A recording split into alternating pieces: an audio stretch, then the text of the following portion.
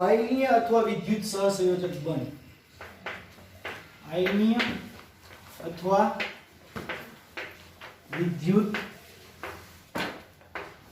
સહસંયોજક બંધ. આયનીય બંધ કોને કહેવાય? કે જેમાં ઇલેક્ટ્રોનની આપ-લે થતી હોય. શું થતું હોય? ઇલેક્ટ્રોનની આપ-લે.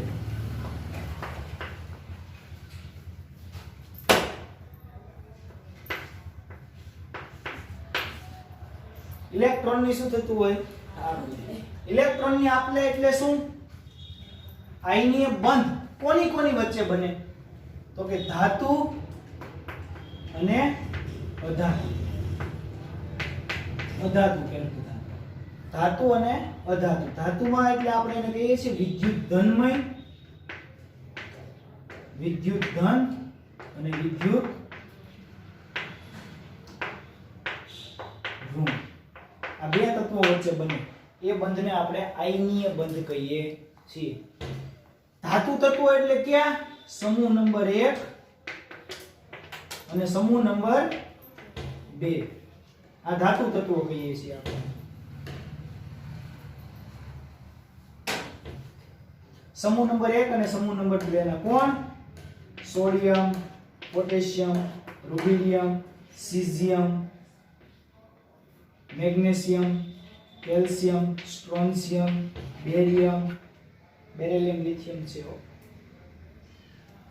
આ સમૂહ 1 ના અને આ બાજુથી સમૂહ કયો? વિદ્યુત ઋણમય. વિદ્યુત ઋણમય મોટે ભાગે 17મા સમૂહમાં જોવા મળે. એટલે 17 મો જ બતાવું છું, બાકીના નથી બનાવતા એમ નહીં. તો ફ્લોરિન, ક્લોરિન, બ્રોમિન, આયોડિન આ બધા વિદ્યુત ઋણમય છે. તો ઇલેક્ટ્રોનની આપ-લે કરે એટલે શું? તો કે ધન આયનો જે છે આ બધા સમૂહ 1 ના. સોડિયમ છે, સોડિયમ. તો સોડિયમના પરમાણુ ક્રમાંક 11 છે. એની બાહ્યતમ કક્ષામાં s કક્ષકની અંદર 1 ઇલેક્ટ્રોન છે. તો આ 1 ઇલેક્ટ્રોન શું કરવા માંગે? તટસ્થ થવા માટે મુક્ત કરશે. એટલે સોડિયમ કેવો થાય છે? સોડિયમની ઇલેક્ટ્રોન રચના બોલો. કેટલામાં? આ ત્રીજા આવર્તનું તત્વ છે. નિયોન 3s1 છે. આને સ્થિર થવું હોય તો આ શું કરે? એક ઇલેક્ટ્રોન ગુમાવે. એટલે આપણે આમ કહીએ છીએ કે સોડિયમ પ્લસ ઇલેક્ટ્રોન માઈનસ. આ એક ઇલેક્ટ્રોન ગુમાવીને ધન આયન થયો. હવે આમણે તો એક ઇલેક્ટ્રોન ગુમાવી દીધો. તો એક ઇલેક્ટ્રોનની જરૂરિયાત વાળા કોણ? તો કે ફ્લોરિન, ક્લોરિન, બ્રોમિન અને આયોડિન. તો ક્લોરિન છે, ક્લોરિન. તો પરમાણુ ક્રમાંક કેટલો છે ક્લોરિનનો? 17. ઇલેક્ટ્રોન રચના શું થાય? નિયોન 3s2 3p5 આવી થાય. બાહ્યતમ કક્ષામાં કેટલા ઇલેક્ટ્રોન છે? 7. એક ઇલેક્ટ્રોનની જરૂર છે. એટલે ક્લોરિન શું કરે? એક ઇલેક્ટ્રોન મેળવે અને Cl માઈનસ થાય. તો આ Na પ્લસ અને Cl માઈનસ બંને જોડાઈને શું બનાવે?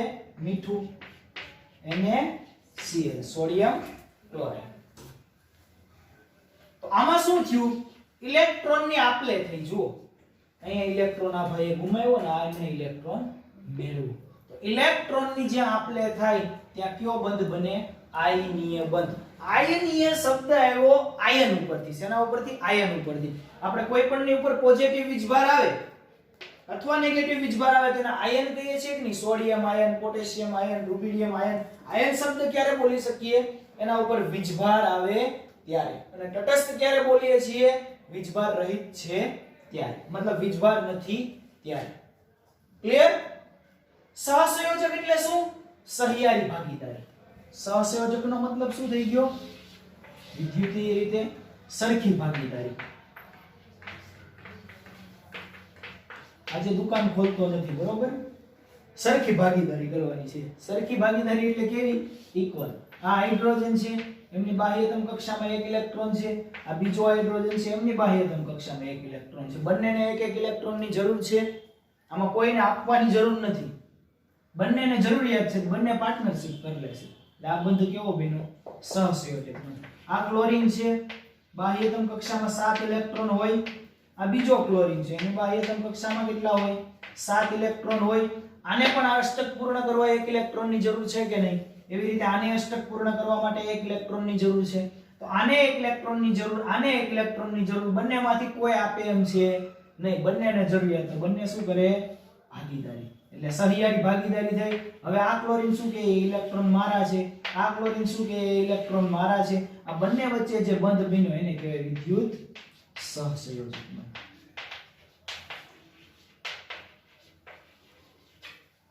શબ્દ ક્લિયર? આયનીય અથવા વિદ્યુત સહસંયોજક બંધ. પણ અહીંયા વિદ્યુત શબ્દ વાપર્યો છે, વિદ્યુત. હવે આપણને ખબર છે કે વિદ્યુતીય રીતે જો કહેવા જઈએ તો મીઠું છે, મીઠું વિદ્યુતનું વહન કોણ કરે? જેમાં આયનો હોય જ કરે ને, પોઝિટિવ નેગેટિવ, બે ધન અને ઋણ બે આયનો હોય તો જ વિદ્યુતનું વહન થાય. ખાલી પોઝિટિવ પોઝિટિવ વિદ્યુતનું વહન થાય? ખાલી નેગેટિવ નેગેટિવ વિદ્યુતનું વહન થાય નહીં. આપણે જે લાઈટ આવ્યા એમાં એક પોઝિટિવ હોય ને એક નેગેટિવ હોય. હવે એ ચેક આપણે અડીને ના કરાય કોણ પોઝિટિવ છે. જે પોઝિટિવ હોય એ ઘા કરી દે, નેગેટિવ હોય તો ખાલી અર્થિંગ હોય, એવું હોય ને. તો ખાલી જોયું નથી, હવે લઈ લે હમણાં પ્રેક્ટિકલ કરી બતાવું. હમણાં બલ્બ મારી હાઈટ થોડી નીચી પડે, નકર હમણાં બલ્બમાં હાથ નાખીને બતાવો તોય ના પહોંચું. એમાં ખબર કેમ પડશે તમને? મને કરંટ લાગે ને જો હું ઘા થઈ જાઉં તો તમારે સમજવાનું કે ઇલેક્ટ્રોન એમાં વહન કરે છે, અને જો ઘા ના થાવ તો સમજવાનું કે એ ખાલી છે. એટલે પોઝિટિવ અને નેગેટિવ બંને એક સાથે આમ અડાડી દો બંને ઉપર, તો ત્યાં તે ટપકી જાય, તો કઈ વહન દેખાય નહીં. ઓકે, સીધું વહન થઈ જાય. એટલે આપણે એવું નથી કરવું, નકર આપણે સમજાવશે કોણ આ વિદ્યુત સહસંયોજક બંધ? વિદ્યુત આયનીય અથવા વિદ્યુત સહસંયોજક બંધની અંદર કોઈ પણ વિદ્યુતનું વહન થવા માટે પોઝિટિવ અને નેગેટિવ એમ બે આયનો હોય. તો મીઠું છે, મીઠું વિદ્યુતનું વહન કરે. ઘન NaCl, મીઠું તો જોયું ને આપણે જે ખાઈએ છીએ એ જ છે, બીજું નથી. ઘન NaCl વિદ્યુતનું વહન કરે? ના કરે. કેમ? કેમ કે ઘન NaCl ની અંદર શું હોય? આ Na+ અને Cl- વચ્ચે શું થઈ ગયું હોય? બોન્ડિંગ થઈ ગયું. એટલે પોઝિટિવ અને નેગેટિવ ચાર્જ કેવા થઈ ગયા હોય? ન્યુટ્રલ, એટલે કે તટસ્થ થઈ ગયા હોય. કેવા થઈ ગયા હોય? તટસ્થ. એટલે એ બંને ચાર્જ તટસ્થ થઈ જાય એટલા માટે વિદ્યુતનું વહન કરતા નથી. પરંતુ પિગલિત NaCl છે વિદ્યુતનું વહન કરે. હા, પિગલિત ની અંદર કેવું હોય? આયનો છૂટા છૂટા હોય. NaCl, Cl- Na+, Cl- Na+, આવું દ્રાવણ હોય પિગલિત અવસ્થાની અંદર. રોટલો બનાવીએ ત્યારે બનાવીએ પિગલિત દ્રાવણ. એ રોટલો બનાવતા પછી મીઠાની થેલીની અંદર અર્થિંગ ના આવે. કરંટ આપો ને તો એમાં ના લાગે. મીઠું વચ્ચે હોય તમે આમ કરંટ આપો ને એમાં બલ્બમાં તો ના લાગે. પણ મીઠાનું દ્રાવણ કરીને ડાળો તો એ દ્રાવણમાં ચોંટ લાગે. કેમ? કેમ કે એમાં આયનો છૂટા છે. એટલે વિદ્યુતનું વહન કરે. ઘન NaCl વિદ્યુતનું વહન ના કરે કારણ કે તેમાં આયનો મુક્ત હોતા નથી. જ્યારે પિગલિત અવસ્થાની અંદર શું હોય છે? Na+ અને Cl- આયનો જે મુક્ત હોય છે, જેના કારણે વિદ્યુતનું વહન થાય છે. ચાલો હવે આપણે શરૂઆત કરીએ આયનીય બંધ. એના પહેલા આપણે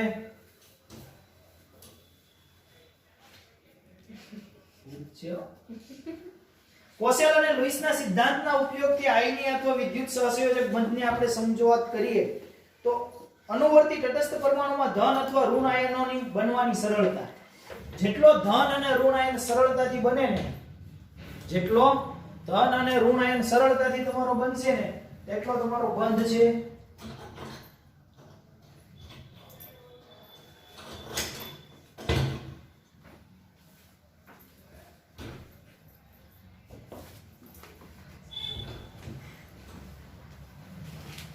જેટલો તમારો ઋણ અને ધન આયન સરળતાથી બને.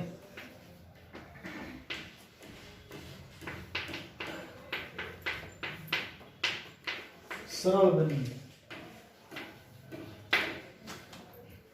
કોસેલ અને લુઈસે એમ કીધું ધન અને ઋણ આયન સરળતાથી બનવું જોઈએ તો જ આયનીય બંધ થાય ને. કેમ કે આયનીય બંધમાં આપણે ધન અને ઋણ વીજભાર આવતા આયનોની જરૂર છે. માટે આ ધન અને ઋણ આયન સરળતાથી બનવો જોઈએ. બીજું એમણે એમ કીધું કે ઘનમાં ધન અને ઋણ આયનોની ગોઠવણી એટલે કે સ્ફટિકની રચના. હવે જુઓ, હવે ધન અને ઋણ આયન સરળતાથી આપણે બનાવી નાખ્યો. માનો કે પોટેશિયમ છે તો પોટેશિયમમાંથી તમે એનું આયનીકરણ કરી KCl દ્રાવણ બનાવો, બરોબર? KCl તો પોટેશિયમ એક ઇલેક્ટ્રોન ગુમાવીને ક્લોરીન એક ઇલેક્ટ્રોન મેળવે એટલે સરળતાથી તમે આયન બનાવી નાખો. પરંતુ જે આયન બને છે એ જો સરળતાથી બની ગયો તો હવે પછી એની ગોઠવણી કરવાનો પ્રશ્ન આવ્યો. તો જેની ગોઠવણી કરીએ ને આપણે, આ મીઠું છે, આ Na+ અને Cl- આ આયનોની ગોઠવણી કરીએ એને કહેવાય સ્ફટિક રચના. કઈ કહેવાય? સ્ફટિક રચના. એનાથી શું તૈયાર થશે? સ્ફટિક રચના બનશે. આખો એક લેટિસ તૈયાર થશે. મીઠાની સ્ફટિક રચના કેવી હોય એ તમને દોરીને બતાવી તમારી ટેક્સ્ટ બુક ની અંદર. NaCl ની આખી સ્ફટિક રચના. ઓકે, એ રચના તો આપણે ક્યાંય દોરવાની નથી, પણ સિમ્પલ આવી તમને બતાવેલી છે. જો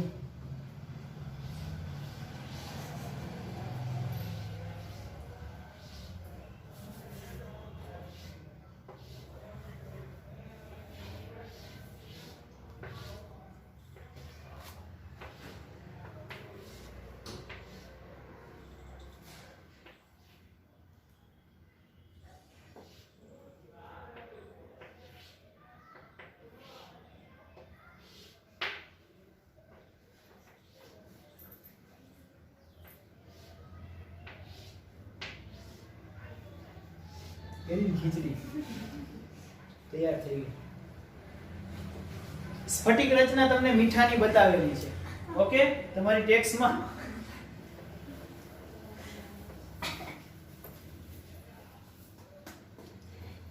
એમની અંદર ધન આયનો અને ઋણ આયનો જે મોટા મોટા બ્લુ કલરના ગોળાઓ બતાવેલા છે ને એ બધા ઋણ આયનો છે.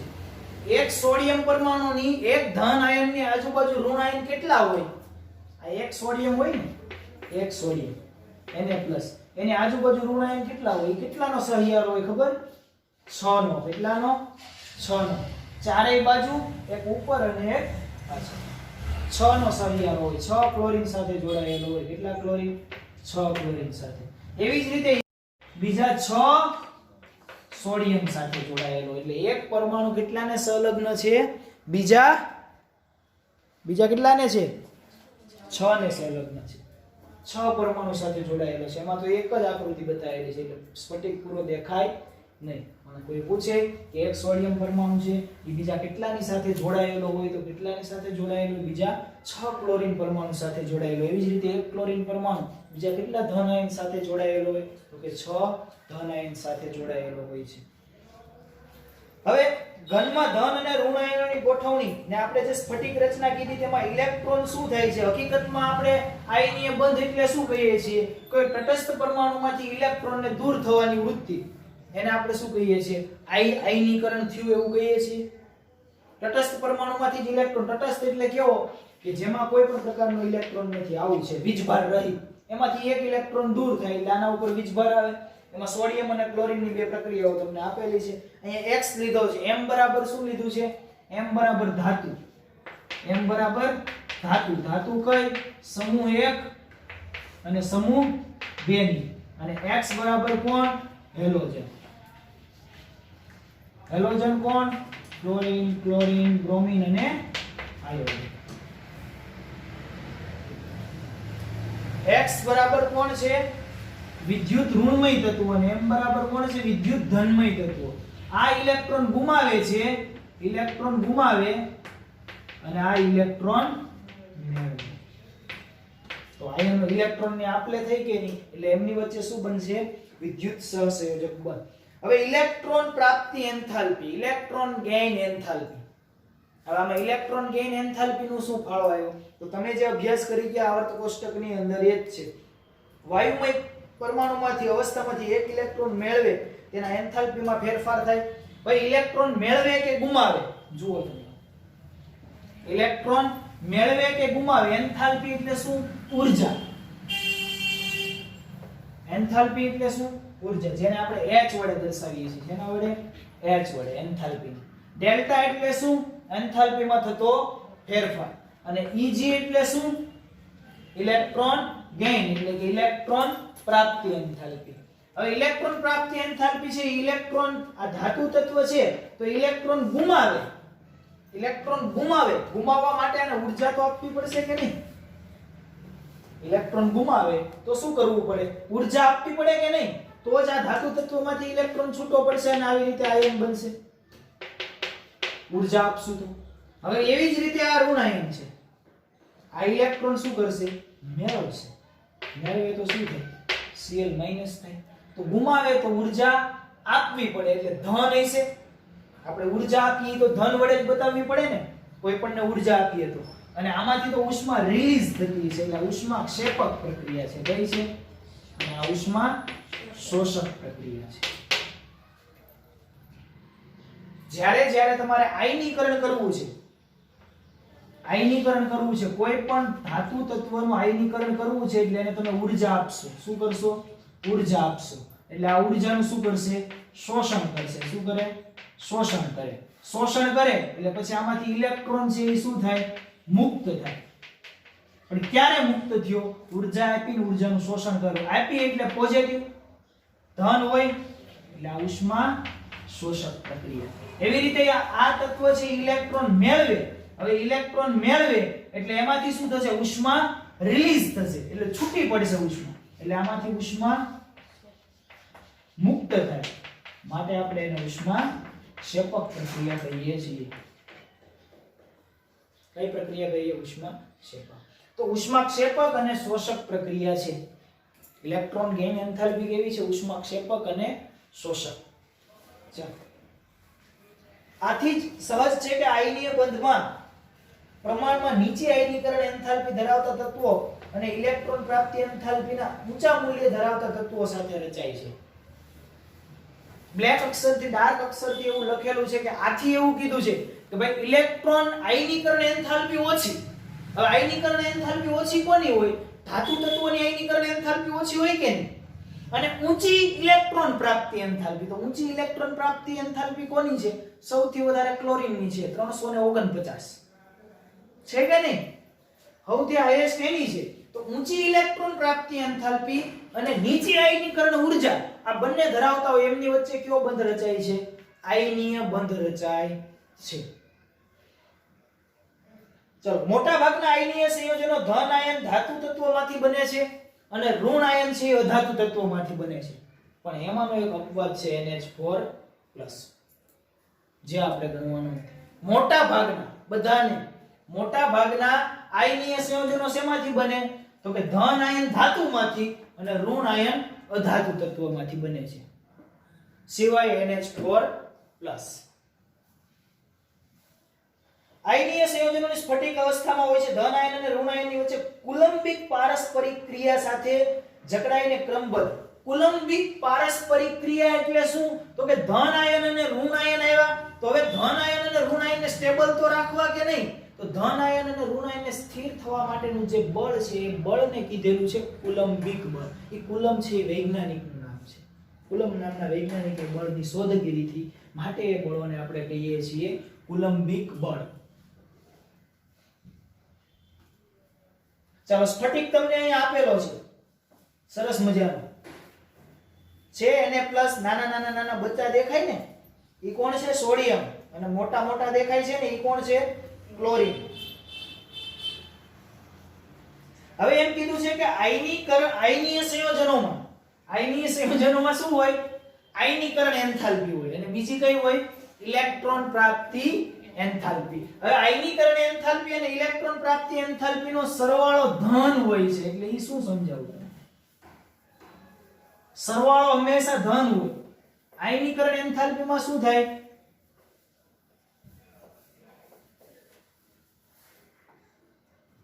આયનીકરણ એન્થાલ્પી છે તો એમાં આયનીકરણ થાય એટલે આપણે શું કરીએ? ઊર્જા આપીએ. ઊર્જા આપીએ એટલે ધન કેવું પડે? આપણે આપીએ છીએ. અને ઇલેક્ટ્રોન ગેઇન એન્થાલ્પીમાં શું થાય છે? ઉષ્મા રિલીઝ થાય છે, ઉષ્મા મુક્ત થાય. મુક્ત થતું હોય એને નેગેટિવ વડે બતાવીએ. કોઈ પણ પ્રક્રિયા લખેલી હોય ને એમાં પાછળ +442 કિલો જૂલ મોલ ઇન્વર્સ ને એવું લખેલું હોય, માઈનસ આટલા કિલો જૂલ મોલ. એટલે પ્લસ એનો મતલબ કે એટલા કિલો જૂલ મોલ એને ઊર્જા આપવી પડે, માઈનસ એનો મતલબ એમ કે એમાંથી એટલી ઉષ્મા મુક્ત થાય છે. તો આયનીકરણ એન્થાલ્પી અને ઇલેક્ટ્રોન પ્રાપ્તિ એન્થાલ્પી બંનેનો સરવાળો કેવો હોય? ધન હોય, આ અને એક પ્લસ છે ને એક માઈનસ છે, પણ છેલ્લે સરવાળો કેવો આવશે? ધન. ધન સરવાળો ક્યારે આવે? ધન સરવાળો જોતો ક્યારે આ વધારે હોય તો આવે ને. ગણિતમાં તો ઊંધું કરાવી દો, મોટા હોય એની નિશાની ન હોય સમજાવો. આ માનો કે 400 કિલો જૂલ છે અને આપણે મીઠાનું કહીએ એમ આપે કેટલા કિલો જૂલ છે? 495.8 કિલો જૂલ છે. 495.8 કિલો જૂલ આટલી ઉષ્મા ધન આયનની છે.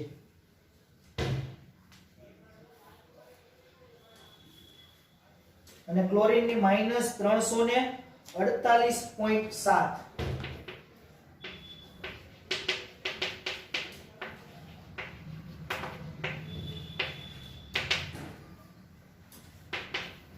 આપણે સોડિયમ પરમાણુ છે ને, આ સોડિયમ પરમાણુ એનું આયનીકરણ કરવું હોય ને, આવો બનાવવો હોય તો આટલી ઊર્જા આપવી પડે.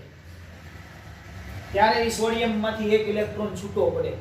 આપણે જે બાહ્યતમ કક્ષામાં કહેતા ને કે S કક્ષકની અંદર એક ઇલેક્ટ્રોન છે એ ગુમાવી દે એટલે ભાઈ નિયોન જેવો થઈ જાય. નિયોન જેવો થવા માટે 495.8 કિલો જૂલ મોલ ઇન્વર્સ જેટલી ઊર્જા આપણે એને આપવી પડે. ત્યારે પછી ઈ જે ઇલેક્ટ્રોન ગુમાવીને સામેવાળો જે ક્લોરીન ઇલેક્ટ્રોન મેળવશે ને ઈ કેટલી ઉષ્મા છૂટી પાડશે? 348.7 જેટલી ઉષ્મા છૂટી પાડશે. તો આમાંથી આ બાદ કરો, કેટલું વધે?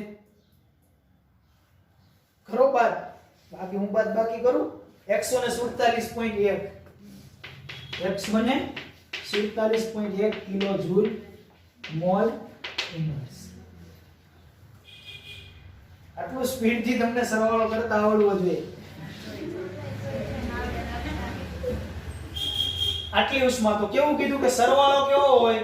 ધન. આવી ગયો ધન. તો આખો લેટિસ જે બને છે આ Na પ્લસ અને Cl માઈનસ, આની કેટલી કીધી? 495. આની કેટલી કીધી છે? 348. આ બંને આયનો જોડાય એટલે આવું થાય NaCl. તો આખા NaCl ની કેટલી થઈ? કરો તો સરવાળો કેટલી થાય?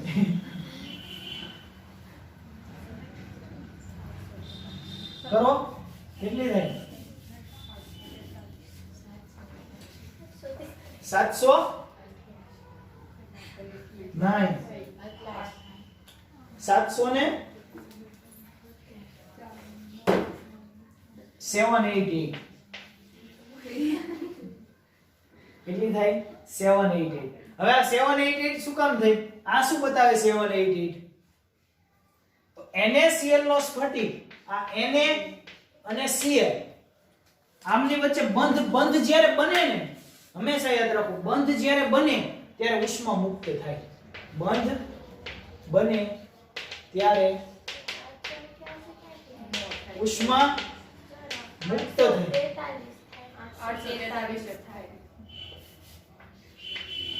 બંધ બને ત્યારે ઉષ્મા શું થાય? મુક્ત થાય. બંધ બને ત્યારે ઉષ્મા મુક્ત થાય. તો બંધ બને ત્યારે ઉષ્મા મુક્ત થતી હોય તો બંધની પહેલાની સ્થિતિમાં શું હોય?